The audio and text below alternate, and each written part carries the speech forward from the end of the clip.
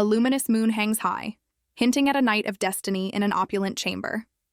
Uninvited, a mysterious man corners our startled heroine, pinning her beneath him.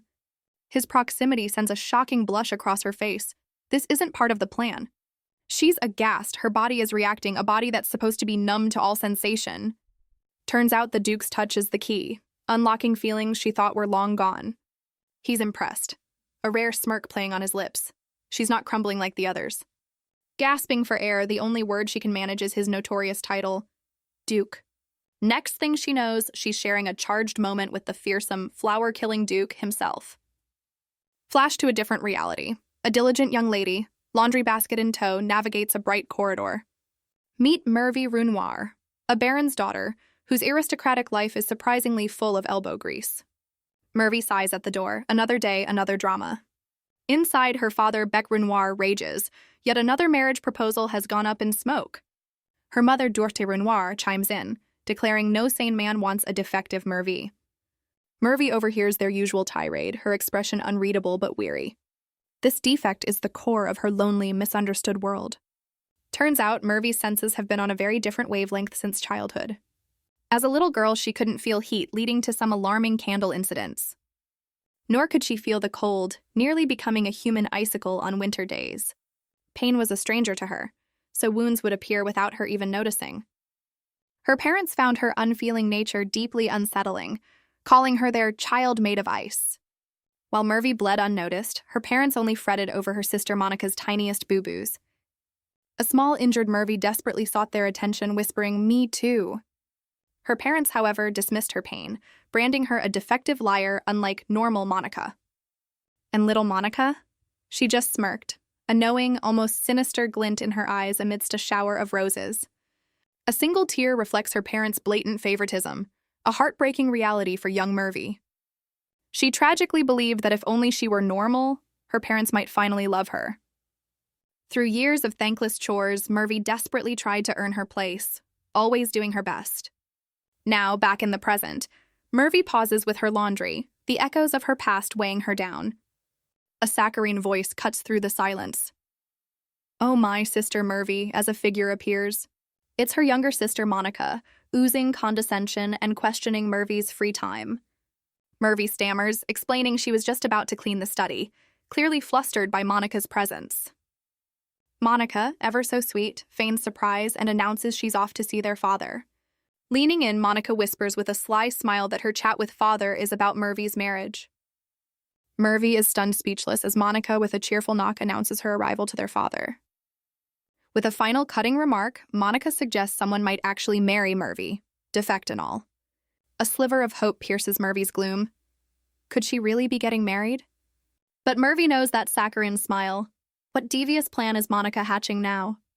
Experience taught Murvy that Monica's angelic facade always heralded something cruel.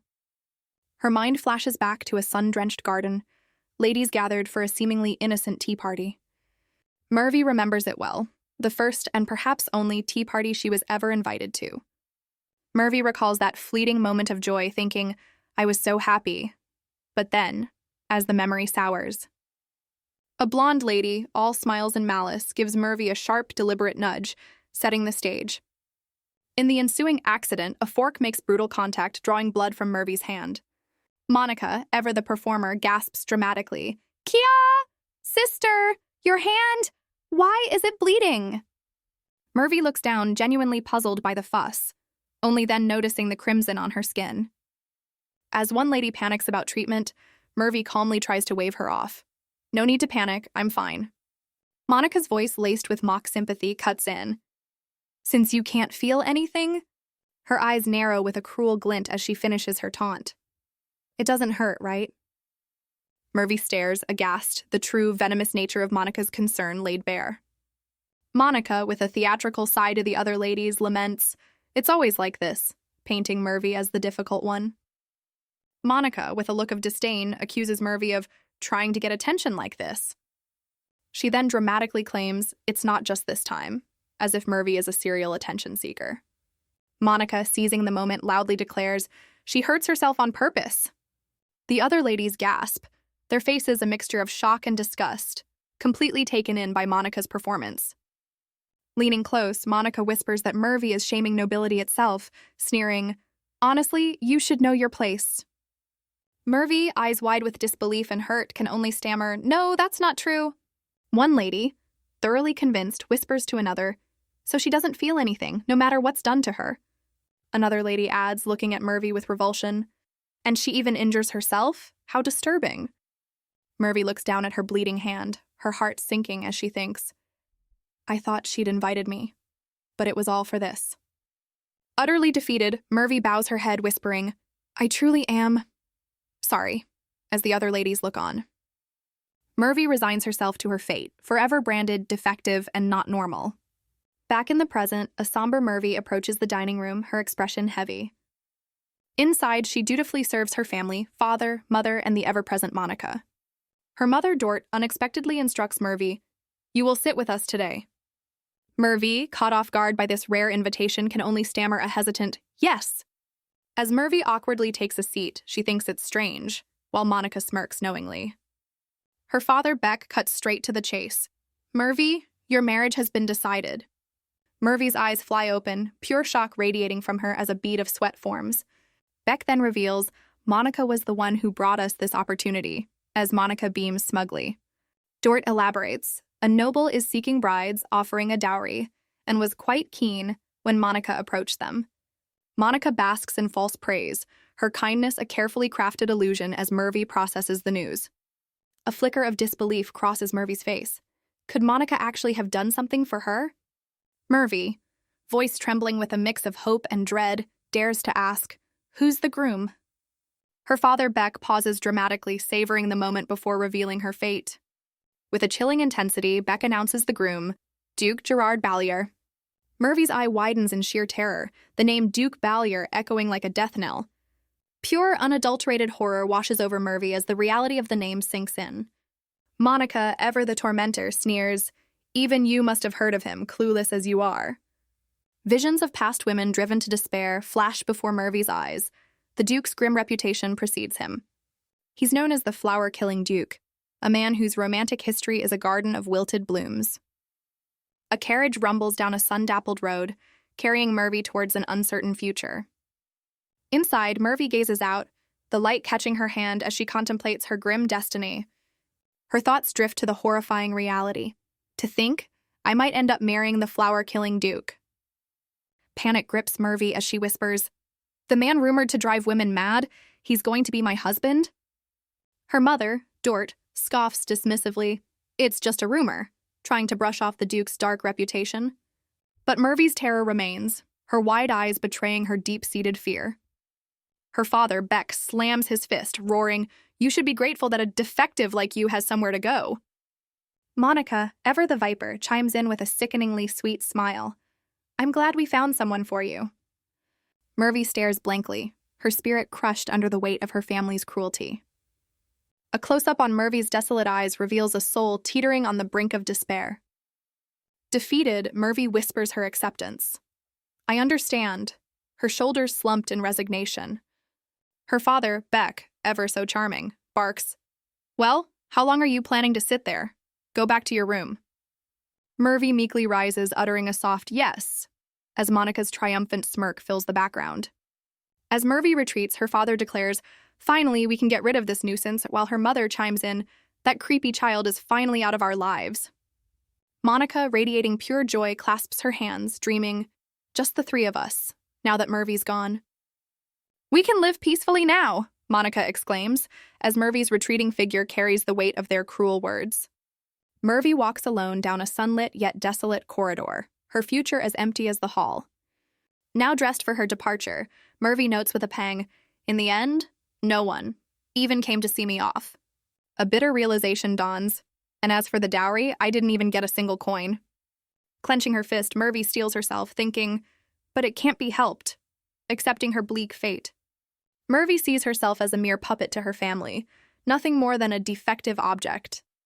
The carriage rumbles on, carrying Murvy towards her dreaded destination. Suddenly, the carriage halts and Murvy gasps, "We've arrived! This is—" Before her stands an imposing sun-drenched mansion, the ducal house of Balier. The House of Balier, a name synonymous with power, one of the empire's three great ducal lines. However, its current head, Duke Gerard, is a man shrouded in ominous mystery. He vanished from high society after a notorious incident, the baffling disappearance of his fiancée. Whispers claimed the Duke himself was responsible, and that women near him met unfortunate ends. Tales spread of these women vanishing utterly, as if erased, sparking terrifying rumors. And so, with a chilling reputation preceding him, he earned his infamous title. The Flower-Killing Duke, a title that sends shivers down every spine. Murvy stands dwarfed by the colossal, sun-drenched gates of the Balier ducal estate. A chilling thought grips Murvy. Will I, too, be driven to madness like the others? An impeccably dressed older gentleman greets her. Welcome, we've been expecting you, as Murvy startles. Selvan, butler of the ducal house of Balier, he introduces himself, gesturing her inside with a polite bow. Murvy follows, her mind racing. The Duke's butler? This is all happening so fast. She observes Selvan, a flicker of doubt in her eyes. He seems kind, but in this house, kindness could be a mask.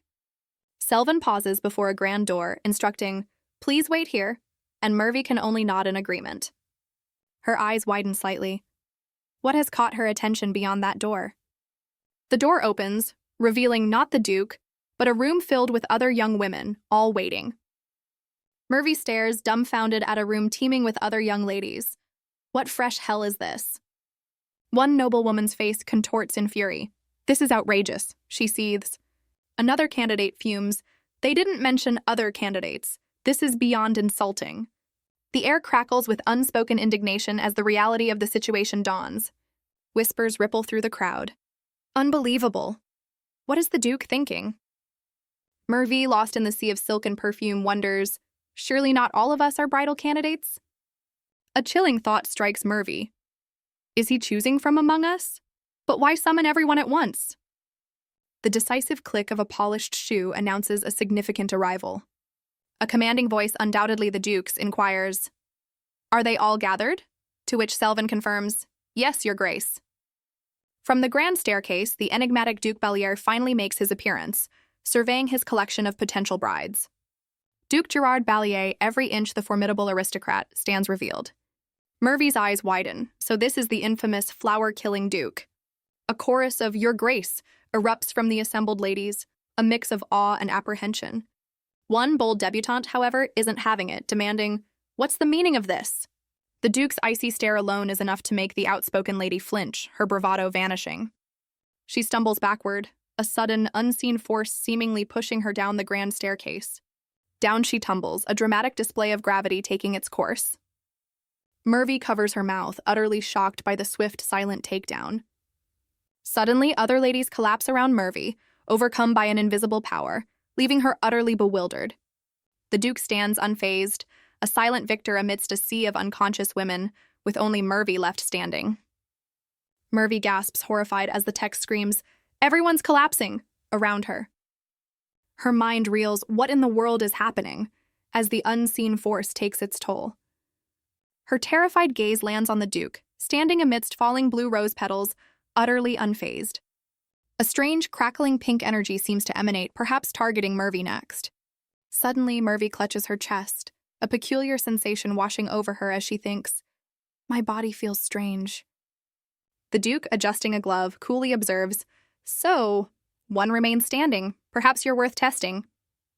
Murvy blushes uncontrollably, a wave of heat overwhelming her as she wonders, what is this sensation? She stumbles back against a door, her body strangely warm and pliant under the Duke's imposing presence. "My body won't listen to me. What is this?" Murvy panics, a single tear escaping as her control slips. The Duke's intense, almost glowing eyes fixate on Murvy, a silent challenge in their depths.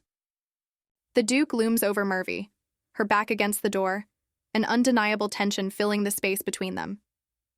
Her eyes, wide with a mixture of fear and some unknown emotion, reflect the intensity of the moment.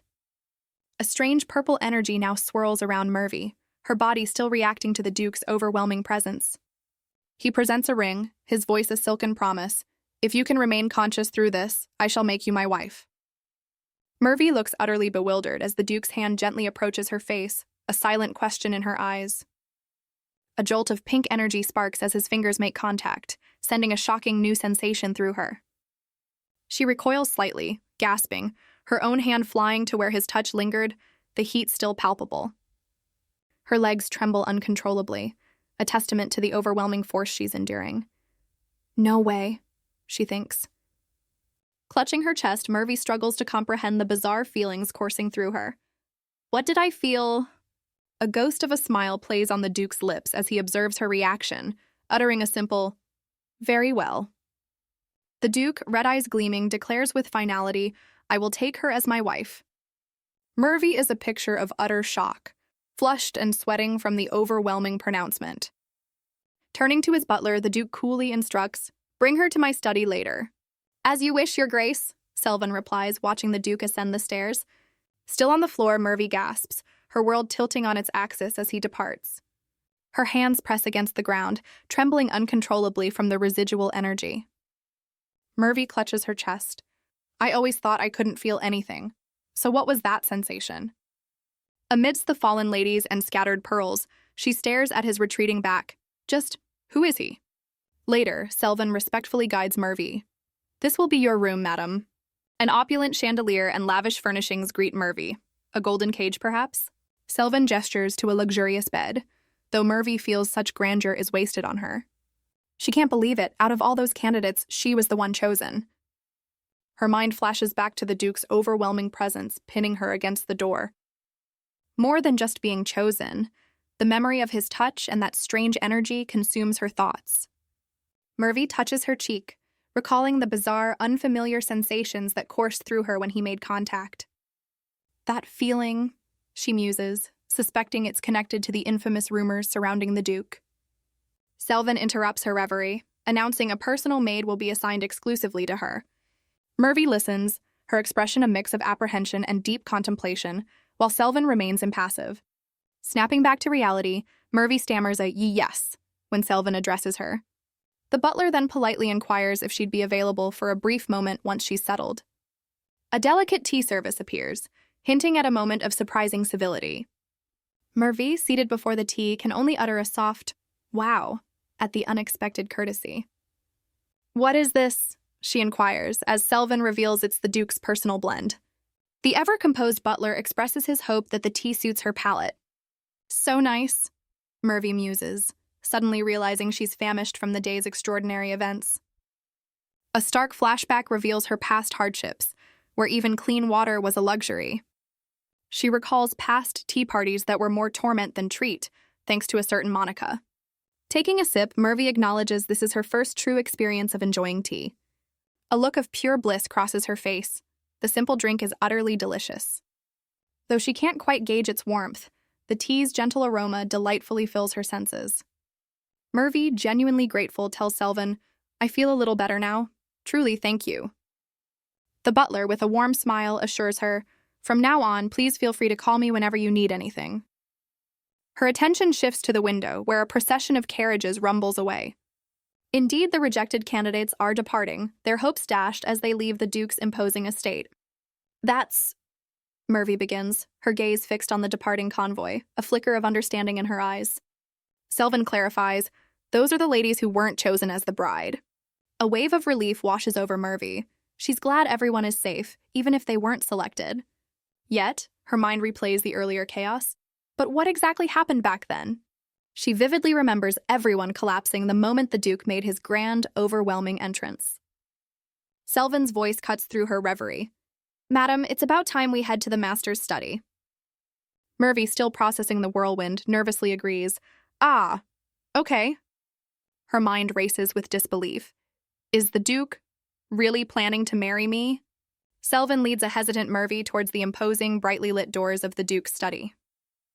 With a polite announcement, Selvin informs his master, "I've brought Madam with me." From within, the Duke's cool voice, accented by his striking cravat, simply commands, "Come in." As the doors swing open, Murvy braces herself, realizing, from now on, it'll be just the two of us. Gathering her courage, she steps inside, murmuring a shy, "Pardon my intrusion." Her eyes lock onto the figure at the desk. The infamous flower-killing Duke is right before her. Despite the silence, her heart pounds, the unspoken tension already thick enough to cut. This overwhelming, unseen pressure feels utterly suffocating to Murvy. The Duke, with an intense gaze, acknowledges her presence. So you came. Murvy, visibly trembling, can only manage a flustered, yes. He correctly identifies her. Duke Renoir's eldest daughter, Melvy, huh? A flicker of something in his eyes. The Duke then probes, but I never heard your name among high society. Why is that? Murvy's heart aches as she internally confesses, I wasn't allowed to attend parties because I'm defective. Sensing her distress, the Duke surprisingly states, It's all right, you don't have to answer. Her eyes widen slightly, a silent question at his unexpected leniency. Then he drops the ultimate bombshell. Tomorrow is the scheduled day of the wedding. Murvy reels back, utterly flabbergasted. Tomorrow? The Duke, unfazed by her shock, coolly inquires, Is there a problem with that? Murvy's jaw drops, the tomorrow wedding bombshell hitting her like a runaway carriage. No, she whispers, but her downcast eyes betray a grim acceptance of her fate. Internally, she panics, unprepared, yet knowing she can't afford to be selfish. The Duke's sharp gaze narrows, zeroing in on something unseen. He suddenly leans closer, his attention fixed on her arm as he murmurs, That wound, causing Murvy to gasp. That electrifying, terrifying feeling surges through her again at his touch. No! Murvy yanks her hand back, pure instinct overriding her composure. The Duke freezes, a flicker of surprise crossing his usually stoic face. Murvy stares, horrified by her own impulsive rejection. Overwhelmed, she drops into a deep bow, stammering, I'm so sorry. Murvy's mind screams in panic, Ah! As she remains bowed, trembling uncontrollably. What did I just do? Echoes in her head while the Duke observes her with an unreadable expression. She stays frozen in her deep bow, hands clasped, bracing for the infamous Duke's wrath. The Duke's polished shoe remains still, a silent testament to his imposing presence. This is it. I'm going to die. Murvy's imagination runs wild with terrifying scenarios. I'm very sorry, she blurts out again, desperate to appease the fearsome Duke.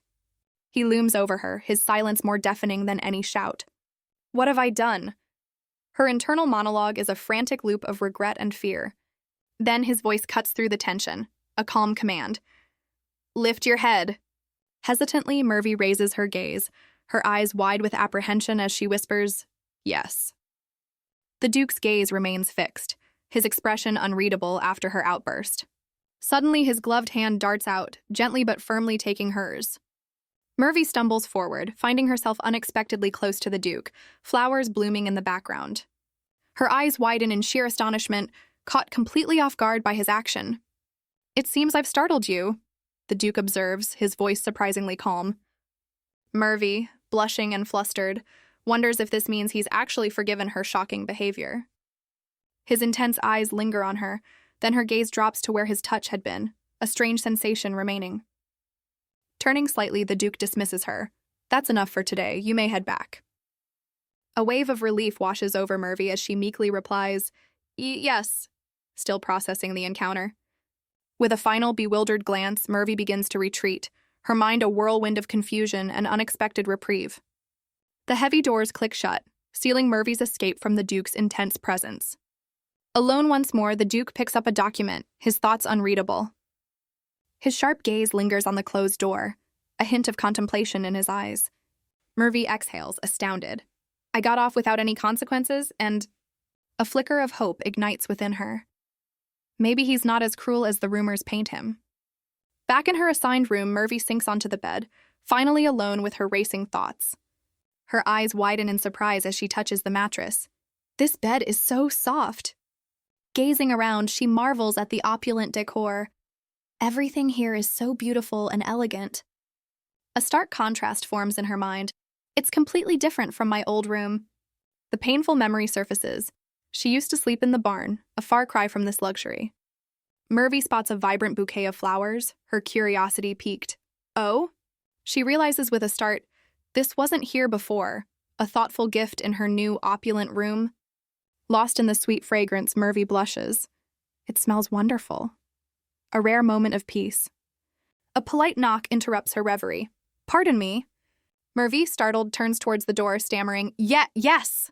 A cheerful maid introduces herself with a warm smile. "Pleased to meet you. My name is Kelly, the Duchess's personal maid."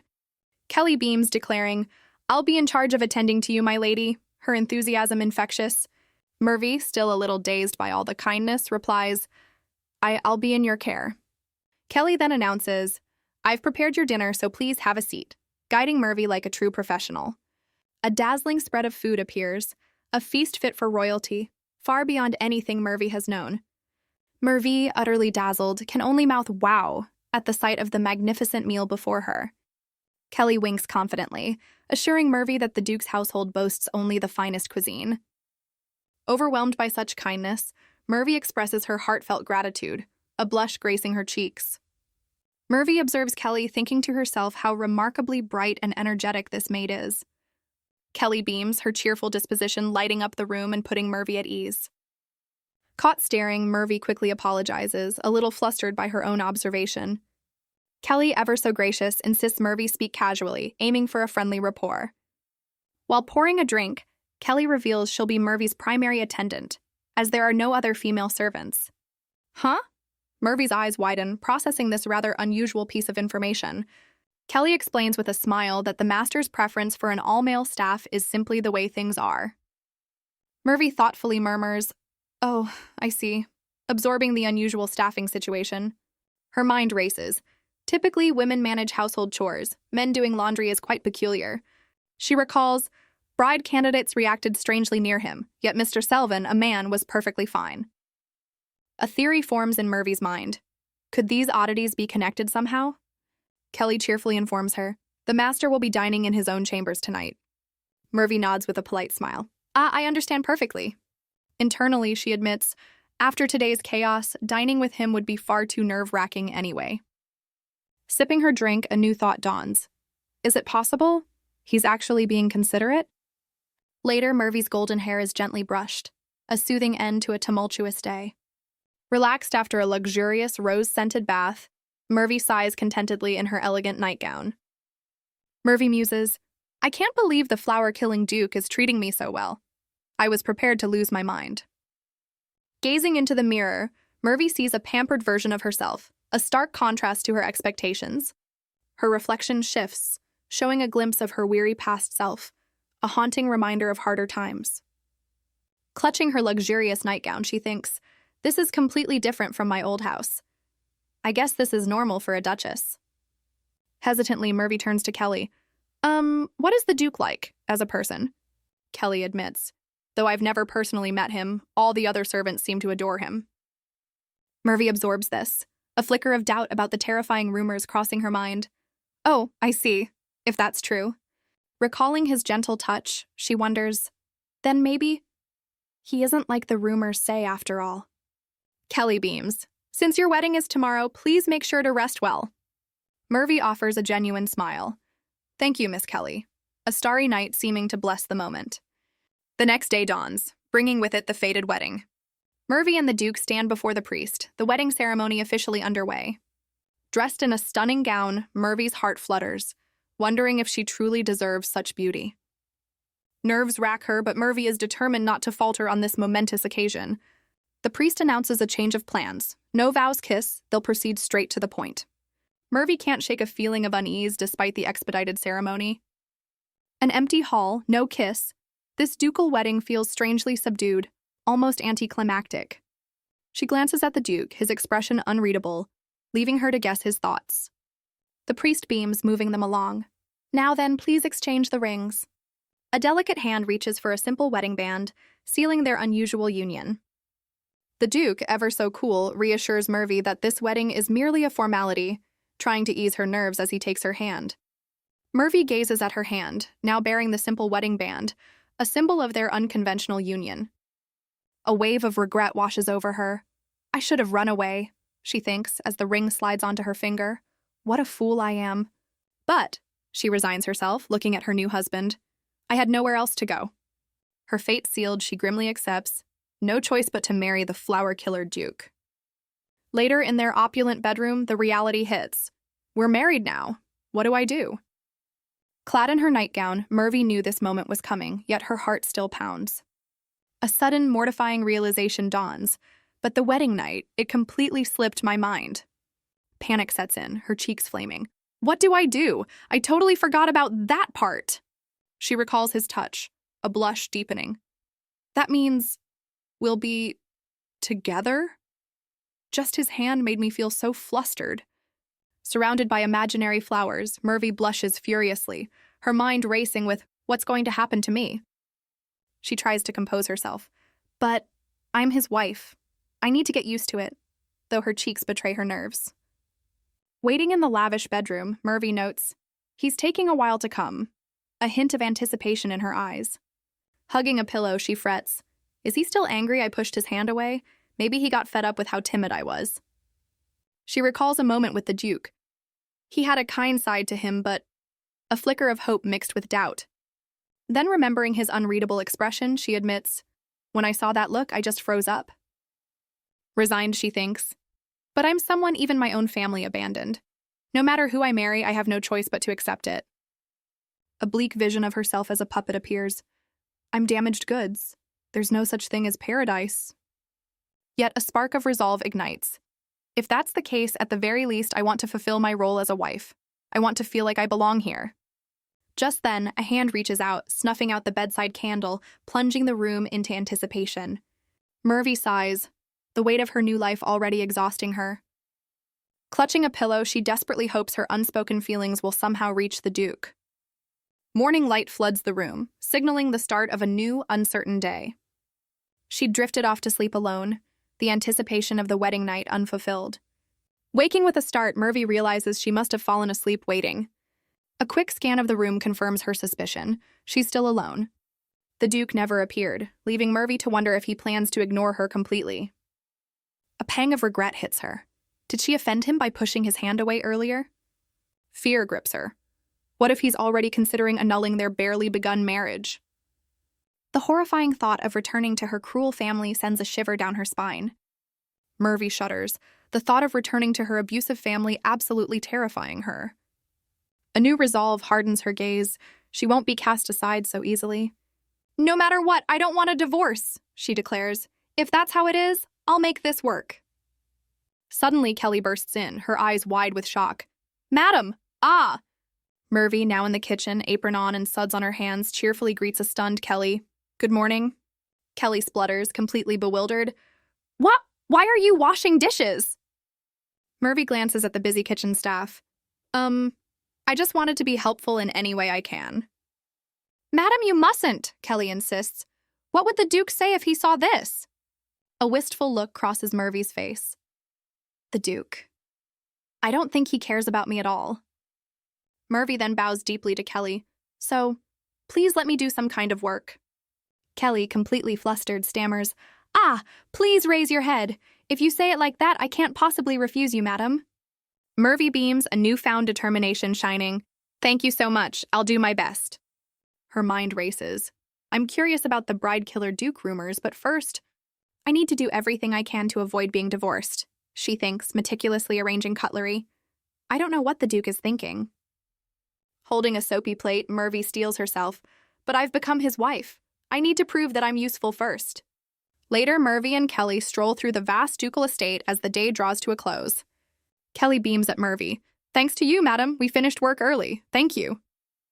A gentle smile graces Murvy's lips. I'm glad I could help. So this is what it feels like. She clutches her chest, a warm feeling spreading. It's the first time anyone's ever thanked me. As they walk, Kelly points towards a magnificent glass structure, leaving Murvy to exclaim, that's... Kelly reveals the magnificent greenhouse, rumored to house a collection of rare and exotic plants. Murvy takes it in, and Kelly cheekily suggests she could lend a hand with the flora. But Murvy yanks Kelly back, a sudden urgency in her voice. Hold on a second! Kelly, startled by Murvy's abrupt action, can only manage a confused, huh? That's the Duke's sanctuary, Kelly whispers. Even his closest confidant, Selvin, isn't permitted entry. Murvy pales, realizing the gravity of Kelly's warning about the off-limits greenhouse. Kelly, with a finger to her lips, issues a strict command. Absolutely no entry, madam. Understood? Murvy, though slightly flushed, nods in agreement, Crystal clear, Kelly. A surprising thought crosses Murvy's mind. The flower killer Duke actually likes plants? How unexpected. Just then, a friendly estate worker approaches, offering Madam and Kelly a well-deserved break. Kelly introduces Kyle the gardener, offering to prepare tea while Murvy rests. But Murvy, ever eager to contribute, shyly asks if she can lend a hand. Kelly, sensing Murvy's enthusiasm, playfully suggests they make it together, much to Murvy's delight. Murvy, broom in hand, basks in the warmth of the staff, thinking, "Everyone's so kind and welcoming here." Her hopeful thought continues, "In a place this cheerful, I'm sure the Duke, who owns this estate." Unseen, the Duke himself watches Murvy and Kelly from a window, his expression a carefully guarded secret. His gaze remains fixed, a bouquet of blue flowers nearby hinting at hidden depths. Back in the bustling kitchen, Murvy and Kelly are now happily preparing the tea together. As Kelly advises letting the tea steep, an adorable chibi Murvy can barely contain her anticipation. Kelly praises Murvy's choice of tea leaves, suggesting they enjoy their brew out in the garden. Disaster strikes as Kyle the gardener takes a tumble, exclaiming, "Whoa!" The tea tray goes flying, its contents hurtling towards an unsuspecting Kelly.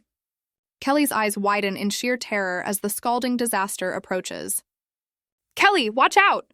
Murvy screams, a horrifying splash marking the impending chaos. Just then, the Duke himself strides in, his expression unreadable. Murvy, clutching her shoulder from the ensuing mess, can only utter, "Duke." The kitchen staff look on, aghast, as Kyle nurses his head and Murvy assesses the damage. "What happened here?" the Duke demands, his gaze sweeping over the disarray. A quick replay shows Murvy's desperate cry as Kelly braces for the hot impact. "Madam!" Kelly cries, rushing to Murvy, who's now on the floor, having taken the brunt of the accident. Murvy, ever the trooper, insists, "I'm all right," despite the obvious chaos. Kelly, however, isn't buying it for a second, her face a mask of pure panic. "There's no way you're all right." Amidst the kitchen staff's alarm, Kelly urgently calls for first aid for the fallen Duchess. Later, a subdued Murvy sits, the Duke himself now tending to her, offering a cup. The kitchen staff, filled with remorse, explain to the Duke, "Madam got hurt protecting Kelly. We are truly sorry." The Duke, ever composed, cuts through the apologies. "I understand the situation. I want to speak with her alone." Murvy looks up, a flicker of apprehension in her eyes, as the staff are quietly dismissed. Alone in her room, Murvy worries, "If this keeps up, I'll just be a burden to all the staff." She clutches her shoulder, revealing a nasty burn, yet still downplays her injury. "It's only a light burn, I'm fine." Unseen by Murvy, the Duke's intense gaze focuses, a silent observation hanging in the air. The Duke leans closer, his gaze fixed on her injury, unconvinced by her brave face. "Doesn't look that way to me." Murvy, flustered under his scrutiny, weakly insists, "It's nothing serious." He counters, his expression firm. "It's swollen. There's no way it's nothing serious." Cornered, Murvy blurts out her deepest secret. "It really is. I have a condition where I can't feel pain."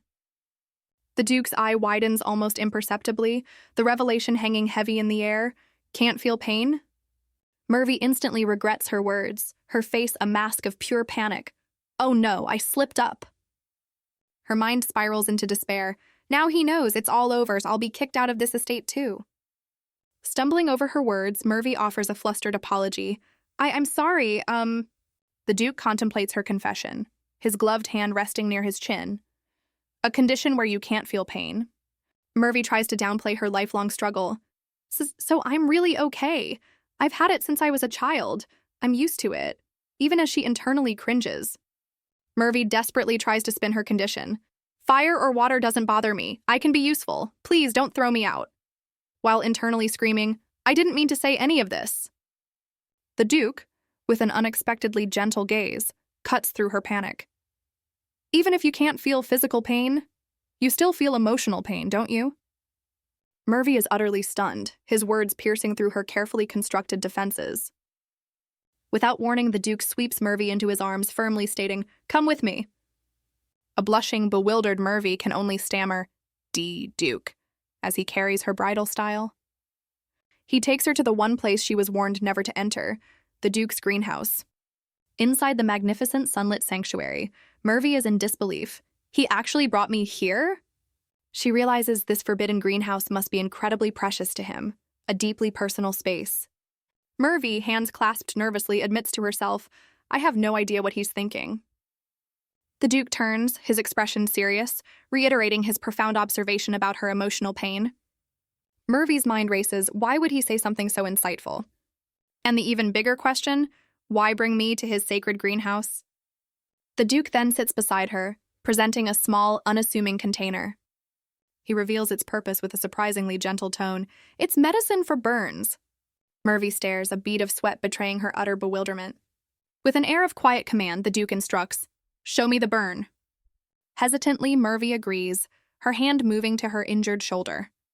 She wonders if this precious medicine is from his own cherished plants, a gift too great for her. As he applies the salve, a blush creeps up Murvy's neck, his touch unexpectedly tender. Murvy lets out a small gasp, surprised by the sudden contact or perhaps the medicine's effect. The Duke's finger traces the burn, and Murvy's skin flushes a deeper red under his touch. Murvy gasps, her body tensing involuntarily at the unexpected sensation. Her mind races. When his fingers touched the wound, I made a sound. No. I can't make sounds like this. So shameless. The Duke pauses, his expression unreadable as he observes her reaction. Murvy flinches again, her face burning with embarrassment as much as the injury. I'm sorry, she stammers, mortified by her own involuntary response. She thinks, he was only trying to treat the burn, and as the Duke continues his ministration. Thank you very much, Murvy manages, as the Duke states. Whether you feel pain or not doesn't matter. He continues, his gaze serious. If it's not treated immediately, the wound could leave a scar, the Duke finishes, his hand gently covering hers. Murvy is stunned, his concern about a scar hitting her harder than any burn. The Duke, with surprising gentleness, simply tells her, take better care of yourself, that's all. Flustered beyond belief, Murvy can only manage a small yes, her hand trembling slightly. Her mind flashes back to cruel words and neglect, a stark contrast to the Duke's present care. His unexpected kindness pierces through years of emotional armor, making her clutch her chest. Tears well up in Murvy's eyes, his gentle words unlocking a flood of suppressed emotion. I'm sorry, she whispers, embarrassed, for losing my composure. Murvy peeks up, a blush dusting her cheeks, still reeling from his tender care. The Duke's gaze remains fixed on her, an unreadable intensity in his eyes. Suddenly, he's incredibly close, and Murvy's mind screams, so close! As her face flushes crimson. Murvy whispers, Duke. Her heart pounding as he leans in, wondering if this is the moment. Their faces are mere inches apart, the air crackling with unspoken tension. Lips almost meet, eyes locked in a silent, charged exchange. But instead of a kiss, the Duke pulls back slightly, instructing, apply this thrice daily and don't overdo it. Murvy goes completely blank, processing the sudden shift from romance to medical advice. Realization dawns, and Murvy internally combusts. I totally misread that. So embarrassing. He hands her the medicine, adding, have a maid assist you until it heals. Murvy, still a blushing mess, manages a polite, thank you. Watching him walk away, she thinks, all this kindness, just for my injury? Clutching the salve, Murvy's chest tightens, overwhelmed by his unexpected gentleness. Murvy observes her shoulder. Pleased, the redness has subsided and it's healing nicely. She gratefully clutches the salve, crediting the Duke's medicine for her swift recovery. A hazy memory of yesterday's ordeal surfaces, a reminder of the close call. With renewed determination, Murvy vows to pull herself together and secure her position. A knock at the door, and Kelly, her maid, responds with a crisp, yes. Kelly enters with a cheerful, good morning, madam, finding Murvy already active. The maid gasps, urging a surprised Murvy, Madam, you should rest. Murvy offers a reassuring smile. Good morning, Kelly. It's healed enough, so I'm fine. Kelly's eyes well up with concern, her voice trembling as she says, Madam. Overcome with guilt, Kelly bows deeply. I'm so sorry about the burn. Murvy, ever so gracious, gently tells her maid, please lift your head. She reassures a tearful Kelly, it's not your fault. I hope we can stay as close as before. Kelly looks up, her eyes wide with emotion at Murvy's kindness. Changing the subject, Kelly holds up some neatly folded clothes. By the way, madam. The maid spills the tea. Kyle said he saw... You went to the greenhouse with the Duke last night. Murvy, flustered, waves her hands dismissively. I only received treatment. That's really all it was. Kelly, with a sly grin, muses, "Oh, so the Duke is actually kind, huh? Something must have happened." With a cheerful, "Then I'll go bring breakfast," Kelly ducks out, leaving Murvy to her thoughts. Murvy sits, lost in thought. "Kind. Yes, that's right," she murmurs, a new understanding dawning. She reflects, "I couldn't think straight yesterday, but whenever the Duke touches me," a blush creeping up her neck. Murvy thinks, "My body stops listening to me again. What's wrong with me?" as her face flushes. Covering her mouth, she wonders, who exactly is the Duke? Clasping her hands, she resolves, but no matter who he is. Murvy recalls his kindness. "Even knowing I'm damaged goods, the Duke was kind to me." A soft blush graces her cheeks as she muses, "With the Duke, it feels like I have become a normal person." Standing in the grand hallway, Murvy decides, "Still, if I don't do something, I can't settle down. Maybe I should ask if there's any chores I can help with." She then overhears the Duke telling Selvan, "You're being persistent, Selvan," while Selvan protests, "But my lord..." Murvy peeks around the corner, wondering, are the Duke and Selvan arguing about something? Suddenly, the Duke's intense gaze snaps towards her, making Murvy jump in surprise. Selvan, noticing Murvy, firmly tells the Duke, "That's enough," as the Duke looks away, annoyed. Murvy, caught eavesdropping, stammers an "ah" as Selvan turns his attention to her. Selvan, ever the professional, bows slightly, offering a polite, "Good morning, madam." Murvy, still flustered, manages a "good morning," then immediately asks, "What happened?" She presses further, concern etched on her face. The Duke seemed angry. Did something happen? Selvan reveals the source of the tension. "It's about the party at the royal castle. It's coming up soon." Murvy, hand to her chin, thoughtfully responds, "Yes," clearly aware of the event. Her mind drifts to the grand royal party, a massive gathering for nobles across the land. A flashback shows Murvy watching her sister Monica excitedly prepare, a stark reminder of being excluded. Selvan explains, "Every year the royal family requests attendance, but the Duke has never attended." He elaborates on the Balier dukedom's crucial position, warning that ignoring the royals could jeopardize their trust. Murvy gasps, hand flying to her mouth. "That's terrible," learning the Duke's predicament. Selvan adds another layer. "We also need to announce the marriage. I've brought it up with him several times." Murvy's eyes widen, the words "announce the marriage" echoing in her mind. "I see," Murvy murmurs, realizing there are ducal customs she's completely unaware of. Selvan pauses, then offers a thoughtful, "However, perhaps the Duke is..." He suggests the Duke fears Murvy being paraded like a spectacle, given the wild rumors surrounding him. A soft blush dusts Murvy's cheeks as she whispers, "What? The Duke is worried about me?" Her heart flutters at the thought. If he really is thinking of me that way, I'm happy. But determination hardens her gaze. "No way! I won't let his position be harmed because of me." Murvy spins around, her voice ringing with resolve. "Selvan, I want to talk to the Duke myself." Selvan, with a hint of concern, simply addresses Murvy. "Madam..." The scene shifts to the opulent Lenoir Baron house, bathed in the evening glow. Inside, Monica, Murvy's sister, giggles amidst a sea of gowns, clearly plotting something. Admiring a pink dress, Monica muses, "Surely all the gentlemen at the venue will have their eyes on me." With a smug smile, Monica anticipates the party. "I'm looking forward to it." Her thoughts then take a more pointed turn. Speaking of which, Monica smirks deviously. "I wonder if my sister will attend, along with that flower-killing Duke." Meanwhile, the Duke is seen through a window, diligently working at his desk. Murvy, determined, knocks on his door. "Your Majesty, can I borrow a bit of your time?" The Duke, without looking up, dips his pen and curtly replies, "Come in." Murvy steps into the Duke's study, announcing, "Pardon my intrusion." She declares her purpose. "I have something I wish to discuss with you." With a nervous gulp, Murvy specifies, It's about the party earlier." The Duke, ever so cool, dismisses her instantly. "There's nothing I need to talk to you about in regards to that matter."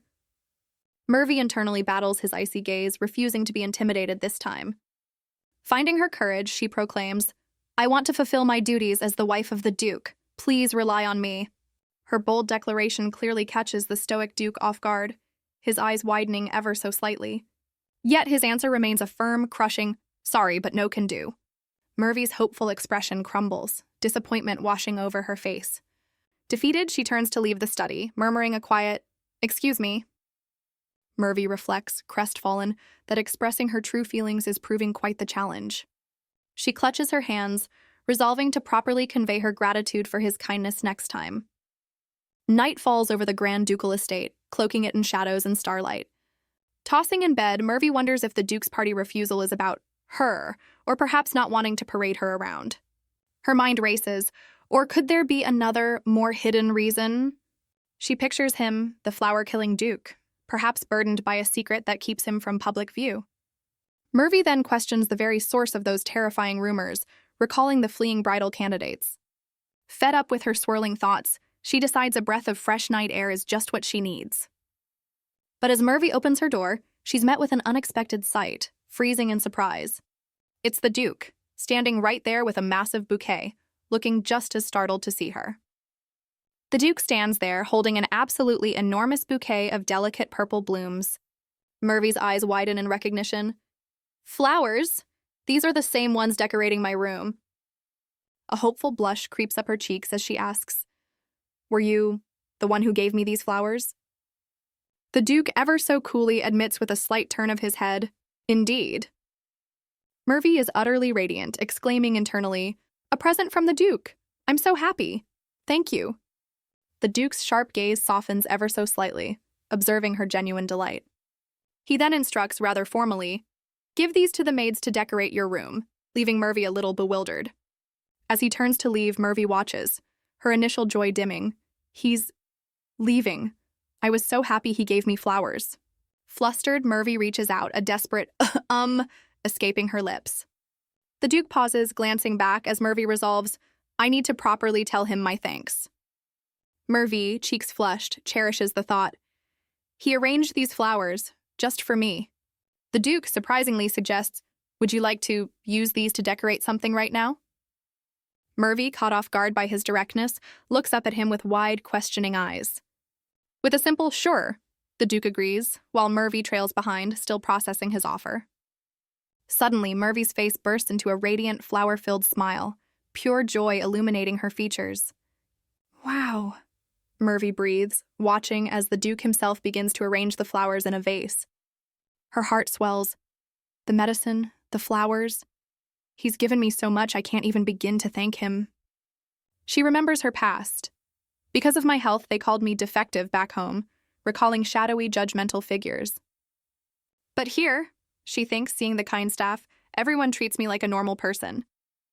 Beaming at the Duke, Murvy finally says it aloud, "That's why I'm so delighted. Thank you, Your Majesty." The Duke, looking rather serious, cuts Murvy off mid-sentence. "Why are you always calling me?" Suddenly a jolt seems to run through him, his eye widening with an unseen force. He clutches his chest, a bead of sweat forming as an "ugh" escapes him. Murvy, ever attentive, immediately asks with concern, "Your Majesty, are you all right?" Without warning, the Duke's hand darts out, firmly grasping Murvy's wrist. Murvy gasps, "Ugh, my body once again?" as a familiar, overwhelming sensation washes over her. The Duke's gaze is intense, and Murvy notes, "His Majesty is different than usual." A deep blush spreads across Murvy's face as she struggles to comprehend the sudden shift. He leans in impossibly close, and Murvy breathlessly thinks, "And moreover, that feeling is so strong. In a blink, they're on the bed, the Duke hovering above a stunned Murvy, the air thick with unspoken tension. Murvy's eyes widen, a blush deepening as the unexpected situation unfolds before her. The Duke's gaze remains fixed, a bead of sweat betraying his own inner turmoil. Lying beneath him, Murvy realizes with a jolt, "As I thought, this feeling is..." She admits internally, her thoughts racing, "When His Majesty touches me, I can't think of anything else." He leans closer, an intimate gesture sending shivers down her spine as she gasps softly. Overwhelmed by sensation, Murvy whispers, "Your Majesty, I want to feel this feeling more." The Duke, his expression a mix of intensity and apology, confesses, "Sorry, but I want to feel more of you." Her heart pounding in agreement, Murvy echoes his desire. "I also Want to feel you, Your Majesty. Their lips finally meet in a deeply passionate kiss, sparks practically flying in the charged air. The world seems to fade as they share a profound, luminous moment of undeniable connection. The Duke gazes down at Murvy, their intense moment leaving the air charged and electric. Murvy trembles, fearing she'll lose all composure if his touch lingers any longer. Yet a deeper yearning surfaces. She desperately wants more of this profound connection. As he draws nearer, she realizes this overwhelming sensation must be what normal people experience, craving it intensely. Her thoughts crystallize. He's the one awakening these entirely new, powerful emotions within her. In his embrace, surrounded by a soft floral glow, Murvy acknowledges a profound, unprecedented happiness. A blush deepens as she admits to herself, "And I think I'm starting to develop feelings for the Duke, too." Exhausted by the emotional whirlwind, Murvy drifts into a peaceful slumber, nestled amongst serene white flowers. The Duke watches over her, his expression softening as he murmurs her name with a newfound tenderness. "Murvy." A flicker of determination crosses his face, a silent understanding forming in the quiet of the night. As Murvy sleeps peacefully, the Duke tenderly touches a strand of her hair, his gaze soft. Dawn breaks, sunlight illuminating a fresh vase of flowers, heralding a new day. Murvy begins to stir, her eyes fluttering open as she slowly returns to consciousness. From a nearby chair, the Duke calmly observes her, stating simply, "You're awake." Murvy sits up, a blush creeping onto her cheeks as she takes in her surroundings and his steady gaze. A sudden, vivid flashback to their passionate encounter makes her gasp, her face flushing crimson. Completely flustered, Murvy stammers, I'll go get changed," desperate for a moment alone. Before she can move, the Duke rises and gently takes her arm, his touch sending shivers down her spine. He leans closer, and Murvy looks up, her breath catching at his intense proximity and the unspoken question in his eyes. A silent, charged moment hangs between them, their expressions a mix of lingering passion and dawning awareness. Just as things heat up, a cheerful "knock knock, good morning" shatters the mood. The maid, Kelly, bursts in, catching the Duke and Murvy in a rather intimate pose. With a shriek and a slammed door, Kelly makes a hasty, apologetic retreat. The Duke, ever so slightly irked, watches the door close. Murvy, mortified, whispers, "Ah, Kelly," recognizing the unfortunate witness. Her face is a canvas of crimson, a single bead of sweat betraying her utter embarrassment. Stammering, Murvy manages a flustered, I'm sorry," to the Duke. The Duke surprisingly pivots, "About the party, you don't have to attend." Murvy's eyes widen, a hopeful, "Are you sure?" escaping her lips. "However," the Duke adds with a serious gaze, "only after you hear me out and if your decision remains unchanged." Murvy, ever devoted, wonders what the Duke needs, ready to help in any way. With earnest eyes, she presses him, "Please tell me." The Duke sits opposite Murvy on the bed, preparing to unveil a significant truth. He reveals the Balier family secret, a potent charm that captivates and enthralls. This inherited power, he explains, has been the source of their immense wealth and influence for generations. But the Duke's own charm, he confesses, is alarmingly stronger than any of his ancestors. His power, he admits with a pained expression, excessively charms the opposite sex beyond his control. The royal family has guarded this secret, but he reminds Murvy she witnessed its effects. The collapsed noble ladies. A vivid flashback shows the chaotic scene at the party, and Murvy herself succumbing to his overwhelming aura. Murvy listens intently, a bead of sweat tracing her temple as the Duke's words begin to explain so much. Murvy puzzles, but what about Kelly just now? She didn't seem charmed at all. The Duke, looking surprised himself, admits, "My charm ability is weaker." He suggests with a knowing look, it's because of what happened last night." A steamy flashback to their kiss floods Murvy's mind as she wonders, what happened last night? Blushing furiously, Murvy presses him, "What do you mean?" The Duke leans in, explaining, "When I have intimate physical contact with you, it seems I become able to control my charm ability." He adds thoughtfully, "It may only be temporary, but as I am now, I should be able to handle the party." However, he warns, his gaze intense, "I can't deny the possibility that my power could go out of control. It could result in you, having your disheveled state, being exposed to all those nobles." Murvy gasps, a bead of sweat trickling down as the horrifying implication hits her. The Duke's amber eye glints with a fierce, unwavering resolve. The Duke, ever considerate, tells Murvy it's natural to be afraid and suggests she forget the whole ordeal. But Murvy, bless her determined heart, declares, "I still want to go with you. Please allow me to accompany you." Her unwavering loyalty clearly takes the Duke by surprise. With newfound purpose, Murvy proclaims, "As the Duke's wife, I want to do what I can to help." A ghost of a smile plays on his lips as he informs her, "The party is tonight. Have the maids help you prepare." Yet his gaze sharpens with a firm, "But don't you dare overdo it." Murvy, practically glowing with a blush and floral sparkles, beams, "Yes." Evening descends, casting an orange glow over the grand estate where the party awaits. Murvy reflects on Kelly's tact. The maid helped her prepare without a single prying question, despite the morning's incident. Transformed into a vision in her gown, Murvy marvels at her appearance but admits to a touch of restlessness. Murvy descends the stairs, her eyes locking onto the Duke waiting below, looking every bit the noble.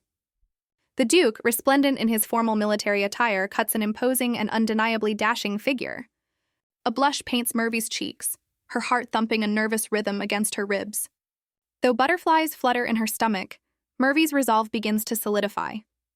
She steels herself, determined that if her presence can aid the Duke, then it's a risk worth taking. With a newfound sense of purpose, Murvy knows the true challenge is just beginning. The Duke extends a gloved hand, a silent invitation, and Murvy readily accepts, "Yes!" Together they approach the grand doors, a united front ready to face the night's festivities. Their destination, the royal castle, gleaming under the starry night sky. Side by side, the Duke and Murvy carry an air of quiet determination, ready for whatever awaits.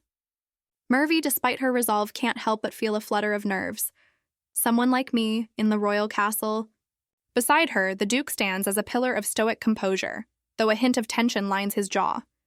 His amber eyes, sharp and focused, scan their surroundings, ever vigilant. Suddenly, a voice cuts through the air, "Duke Balier!" And a figure approaches from behind. An attendant delivers a summons. "His Highness the King is asking for you." Murvy's eyes widen slightly, a bead of sweat betraying her renewed anxiety at the royal command. The grand hall buzzes with life. Music, laughter, and the clinking of glasses paint a picture of opulence. Elegant ladies in fine gowns exchange pleasantries, oblivious to the undercurrents of the night. Murvy, momentarily forgetting her worries, gasps in awe. "Wow, so this is a party held at the castle." She marvels at the scene. "It's so much more glamorous and beautiful than I ever imagined. And everyone looks like they're having so much fun." Murvy's wonder gives way to a familiar unease, her smile faltering slightly. The Duke asks her to wait, and a wave of apprehension washes over her. Being alone is still a bit daunting. This is her first grand party, after all, and her grasp of etiquette is based purely on observation. A quick flashback shows her awkwardly trying to learn manners, a far cry from the sophisticated crowd. Her social resume boasts only a few tea parties, hardly preparation for a royal ball. She came determined to help, but now worries if she can play the Duchess without mortifying the Duke. Alone in the dazzling hall, she recalls her days as a mere pawn in her family's games. But no, Murvy clenches her fists. "I can't be so timid." A memory of the Duke's supportive gaze, framed by flowers, strengthens her resolve. With newfound determination, Murvy stands straighter, vowing to be poised and confident for the Duke's sake. Murvy tries to pep talk herself, but admits, "I really don't feel like I belong here." Paranoia creeps in as she senses every eye in the room fixed on her, making her feel like she sticks out. Her anxiety spikes, her fist clenching as she feels the weight of their gazes. Suddenly, a saccharine voice exclaims, "Oh my!" Murvy flinches, a bead of sweat appearing as the voice asks, "Could that be you, dear sister?" Her sister Monica beams, fan in hand, remarking, "It has been a while, hasn't it? I see you were able to attend as well, sister." Murvy whispers, "Monica," recognizing her sister, a constant fixture in high society. Her composure shatters, her legs trembling uncontrollably at this unexpected reunion. Monica's eye glints, a hint of something unreadable in her expression. Murvy, reflected in ornate mirrors, looks utterly flustered, her carefully constructed poise crumbling. Monica, ever the drama queen, peers over her fan with eyes that could curdle milk. "How cruel, sister," Monica coos. "Not a single letter since you tied the knot." She leans in, voice dripping venom, especially after marrying the flower-killing Duke.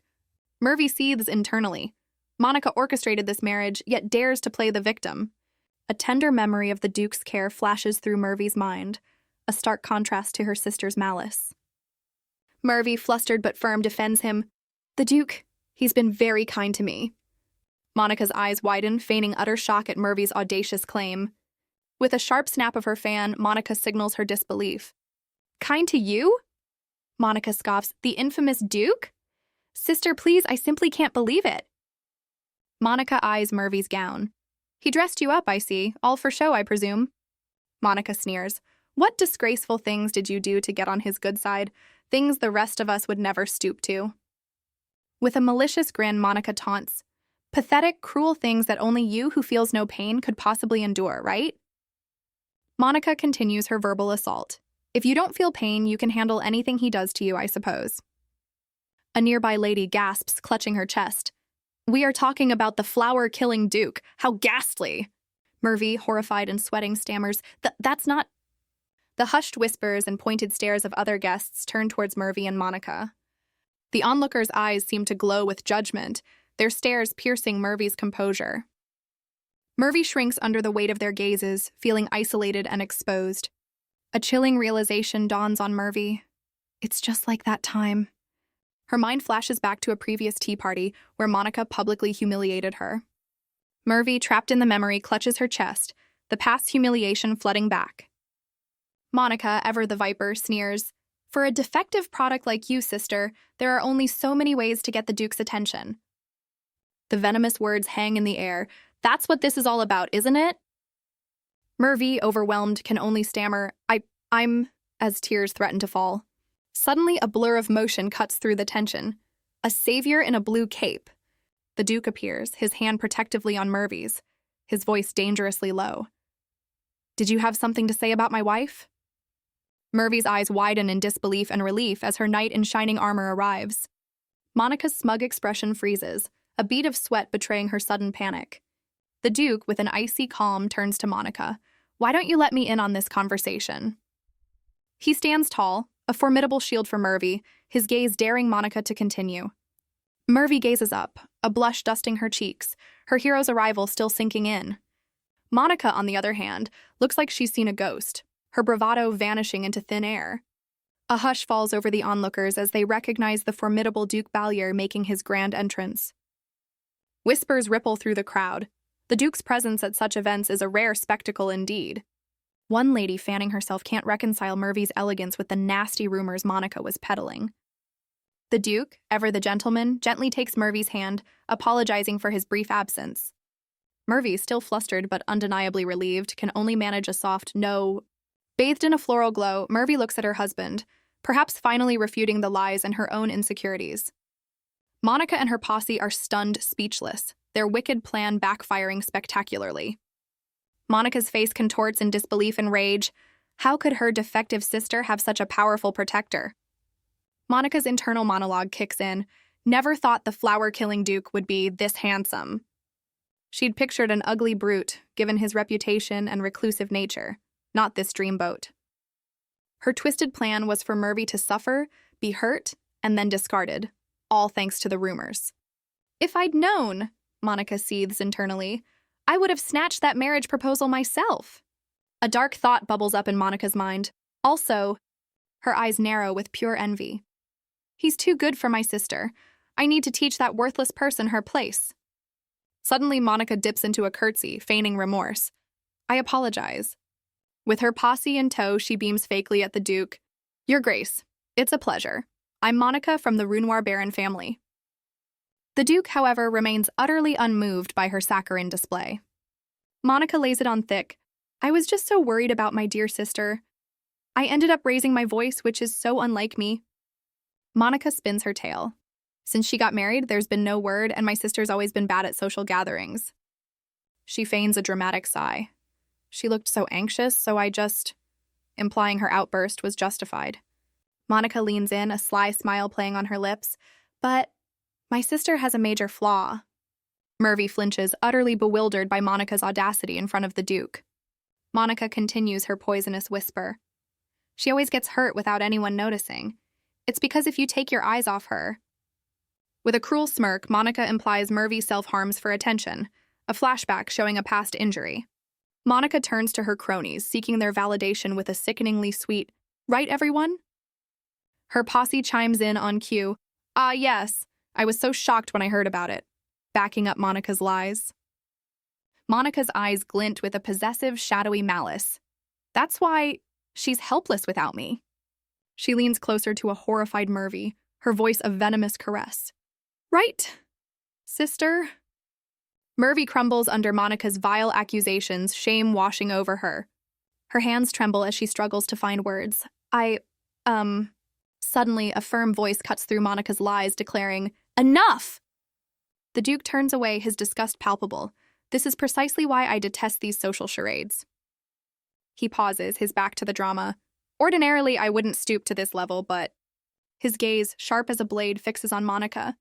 "I will not tolerate anyone insulting my wife." The Duke's protective stance is unwavering, and that includes any attempts to mock her.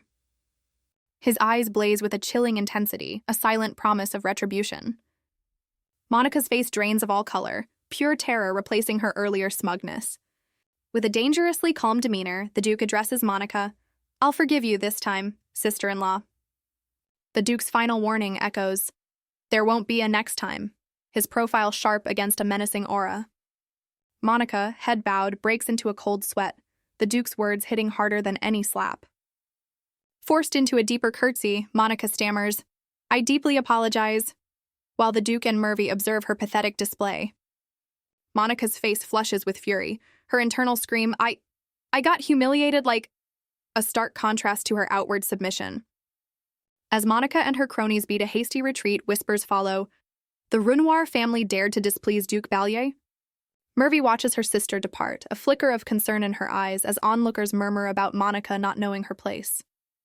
Monica, once a towering figure of dread in Murvy's mind, now appears small and insignificant from behind. Murvy clutches her chest, a pang of old pain mixed with a newfound lightness. "My heart aches, but..." A soft blush graces Murvy's cheeks as she realizes, with a sigh of relief, it feels lighter. Murvy gazes softly, a profound gratitude washing over her. Once again, "Duke Balier helped me." The Duke, ever so cool, glances sideways, a subtle curve to his lips.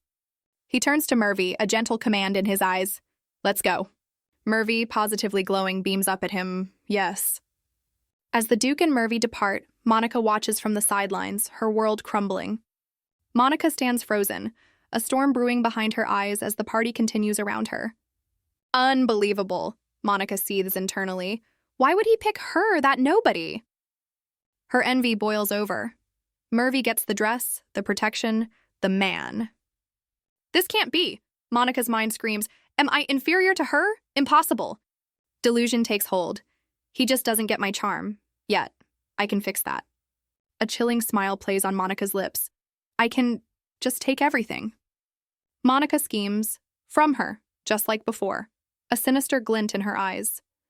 As Murvy and the Duke depart, Monica watches, a shrunken figure in their wake. Murvy glances back, a flicker of old anxieties resurfacing despite her newfound relief. Monica, overshadowed and seething, glares as Murvy walks towards a brighter future. Suddenly, two new figures emerge, one asking, "What's with all the commotion?" "Well, look who it is," the other newcomer remarks, spotting the Duke and Murvy. The Duke's eyes narrow, sensing more unwelcome attention heading his way. Duke Abel Leitner smirks. Duke Balier has always been one to stir up trouble, hasn't he? Duke Simon Verdon adjusts his glasses, coolly asking, "Are you going to disgrace your family name again?" The crowd buzzes. "It's Lord Abel and Lord Simon. This is a big deal. More drama incoming." The whispers confirm it. The three great ducal houses are all here, a truly momentous occasion. Murvy, though new to high society, instantly grasps the immense significance of this gathering. Indeed, the esteemed heads of the three great ducal houses, alongside the Balier ducal house, now share the spotlight.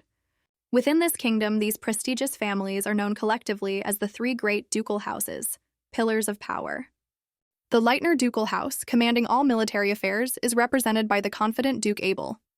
Next, the Verdon ducal house, masters of political influence through cunning strategy, led by the astute Duke Simon. And of course, the Balier ducal house, excelling in diplomacy and controlling vast wealth.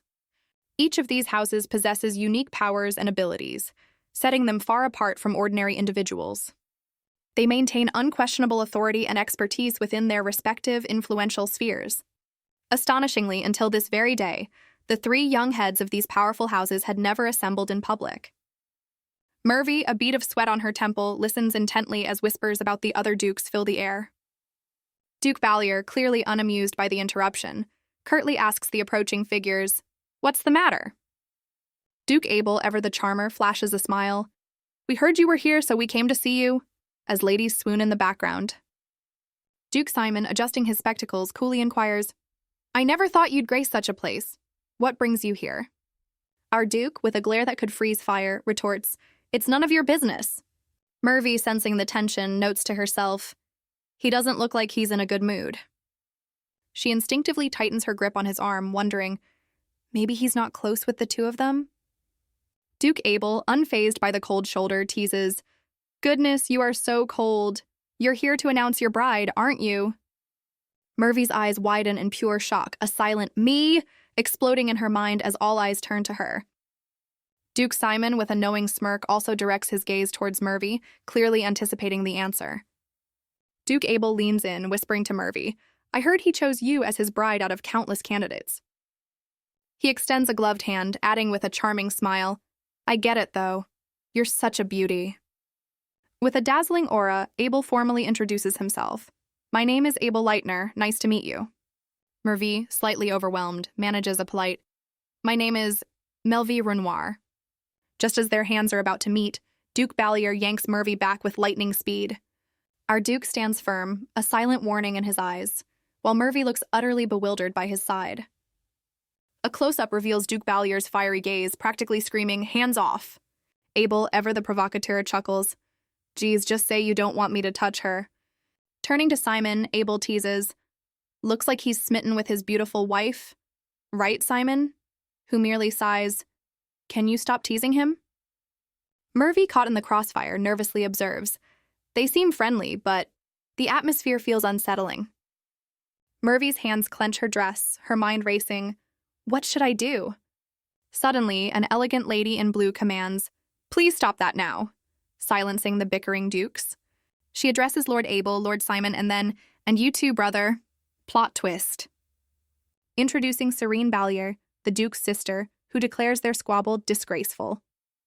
Murvy, captivated, wonders, "Who is she? She's so beautiful."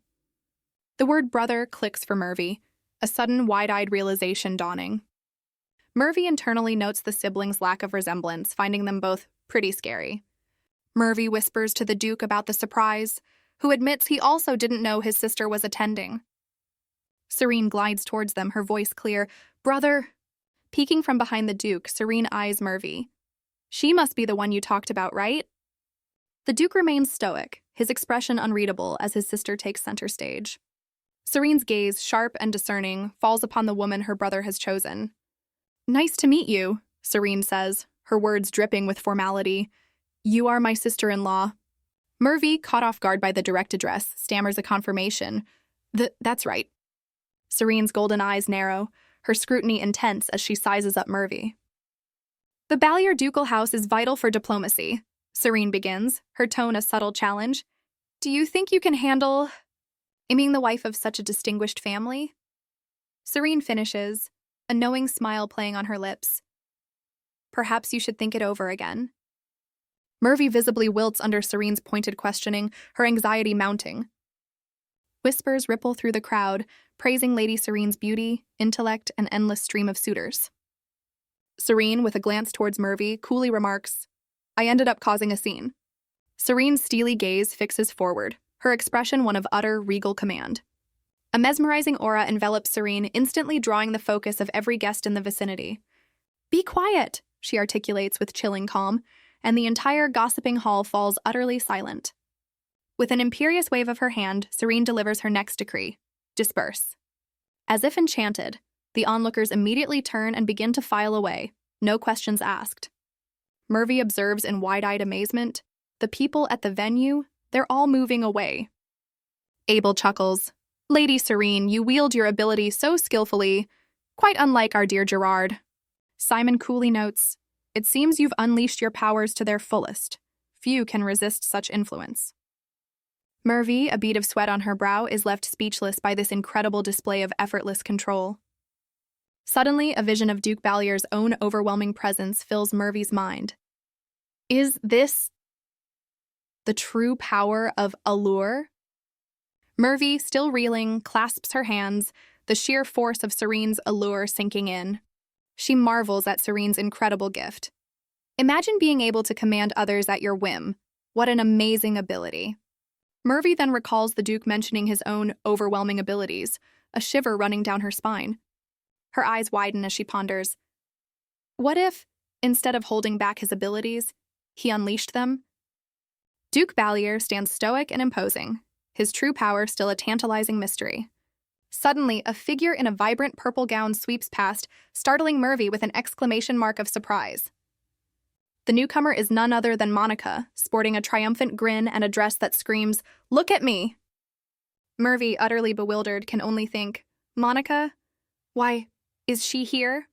Monica, with a self-satisfied smirk, observes, Look at that. The 3 ducal houses are here. Her eyes gleam as she sizes up the dukes, thinking, anyone is fine. I just need one of them to partner with me. Serene, with an air of superiority, coolly addresses Monica. Oh dear, you're still here?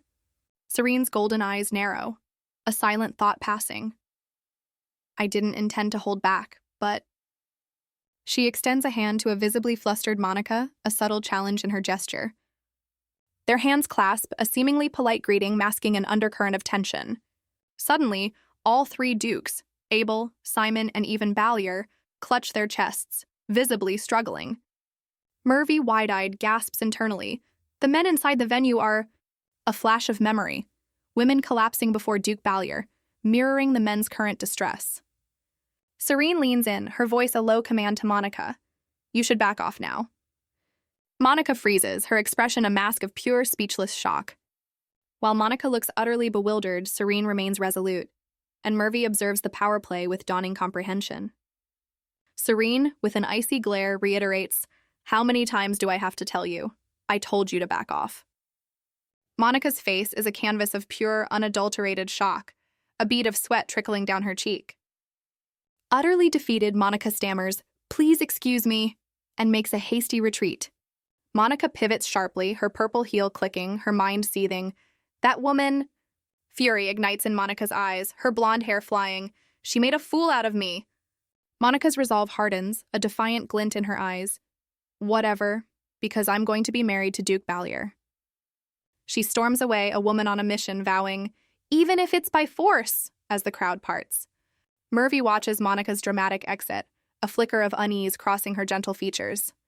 Duke Abel and Duke Simon, recovering from the earlier chaos, exchange knowing, slightly amused glances. Duke Balier stands firm, his expression unreadable, a silent observer of the unfolding drama. Serene, with a thoughtful finger to her lips, muses, That girl? Clearly unimpressed by Monica's antics. Duke Balier, ever the pragmatist, cuts in, Isn't that enough? Signaling an end to the drama. Serene sighs dramatically. Well, that certainly took the fun out of it, as Murvy watches, still a little shaken. Turning to Murvy, Serene postpones her interrogation. Let's continue this conversation another day. Sister-in-law. Abel, ever the opportunist, chimes in to Simon. Since we've seen Gerard, shall we go too? How about some work? Duke Balier, taking charge, simply tells Murvy, Let's go, and she meekly agrees. Yes. Murvy, still looking downcast, clenches her fist, the weight of the evening settling upon her. Noticing her distress, Duke Balier reassures Murvy, Don't bother about what she said. Murvy looks up, a blush gracing her cheeks, touched by his consideration. Thank you. So much. Duke Balier meets her gaze, his own expression softening ever so slightly, a silent acknowledgement passing between them. Duke Balier, ever so smooth, suggests to Murvy, Let's take a slight detour. He leads her towards a romantic moonlit gazebo, rose petals dancing in the air. The Duke, ever considerate, notes, You must be tired from being in an unfamiliar place. But Murvy shyly demurs. Murvy, with a soft blush, looks up, her heart clearly aflutter from his kindness. Her inner thoughts reveal a growing gratitude. It's just that I feel like I'm constantly being helped by you. They stand together in the gazebo, a quiet moment shared under the soft glow. Murvy and the Duke gaze out from the balcony, a serene atmosphere enveloping them. Her gaze lifts to the brilliant full moon, her elegant hairpins catching the light. Lost in the moment, Murvy sighs contentedly. Such a beautiful night sky. Turning to him, Murvy begins. Duke, ready to express her heartfelt appreciation. Murvy, bathed in moonlight and surrounded by flowers, confesses, I'm really grateful for tonight. Duke Balier's eyes widen slightly, a hint of a blush dusting his own cheeks at her sincere words. He admits a little sheepishly, that was supposed to be my line.